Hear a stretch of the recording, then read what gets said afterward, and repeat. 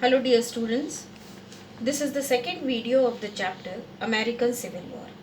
Today we are going to discuss the main events of the American Civil War, the Battle of Gettysburg, result of the Civil War, and about Abraham Lincoln. So first we will start with the major events of the American Civil War. The American Civil War broke out on 12th April 1861 when the Southerners opened fire and bombarded Fort Sumter. Fort Sumter, where the offices of the central government was situated in South Carolina. This was a critical situation when Abraham Lincoln declared war on the southern states. The forces of northern states clashed with the Confederate Army and numerous battles were fought between them. The meaning of the word Confederate is a person who helps somebody specially to do something illegal or secret. Ports of the Southern Confederacies were closed by the Union Navy at the order of Lincoln.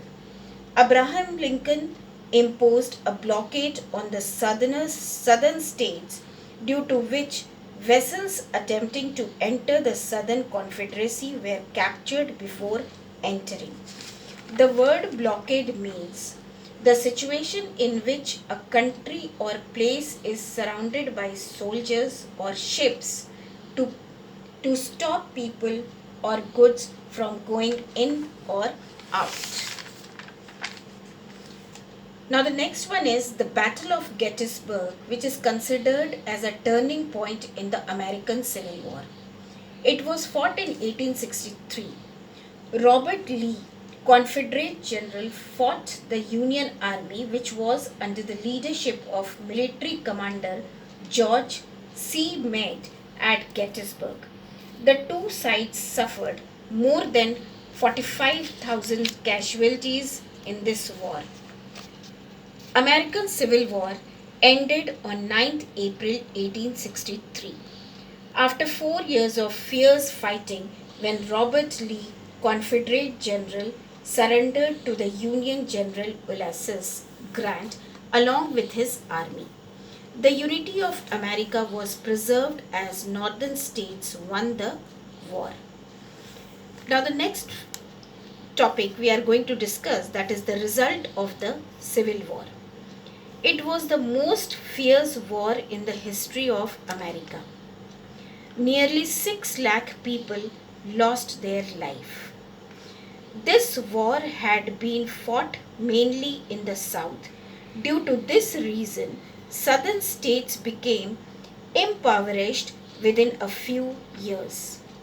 Northern states, on the other hand, had superior resources. Now at last we will discuss about Abraham Lincoln. Abraham Lincoln, who was elected as the 16th President of United States of America in 1861. He was a witty, thoughtful and a kind-hearted person. He was born in a log cabin in Kentucky in 1809. He believed in the equality of men.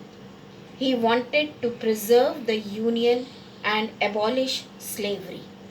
America today owes its unity to Abraham Lincoln.